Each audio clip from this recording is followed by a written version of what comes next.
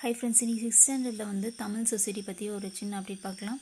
அதாவது சங்ககாலம் வந்து அந்த டியூரேஷன் பார்த்தோன்னா கிமு 3ஆம் நூற்றாண்டுலேருந்து கிபி 3ஆம் நூற்றாண்டு வரைக்கும் சொல்லப்படுது.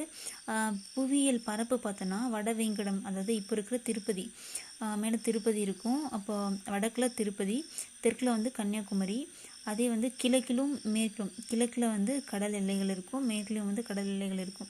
அந்த மாதிரி தான் வந்து அப்போது வந்து புவியியல் பரப்பு இருந்தது. அப்புறம் காலம் பார்த்தோன்னா இரும்பு காலம். அப்போ வந்து கிட்டத்தட்ட இந்த சிந்து சமவெளி காலத்தில் வந்து பெருங்கற்காலம், அதாவது கற்காலம் நிகழ்ந்துட்டு அதே டைமில் வந்து நம்ம தமிழ்நாட்டில் வந்து இரும்பு காலம் வந்து இருந்தது. அப்போ கொஞ்சம் முன்னாடி இருந்தோம் அப்படின்னு சொல்லி சொல்கிறாங்க. பண்பாடு பார்த்தோன்னா பெருங்கற்கால பண்பாடு, அந்த ட்ரெடிஷன். அப்புறம் அரசு முறை வந்து முடியாட்சி தான். ஆட்சி புரிந்த வம்சங்கள் பார்த்தோன்னா சேர சோழ பாண்டியர்கள் வந்து ஆட்சி பண்ணிட்டு இருந்தாங்க.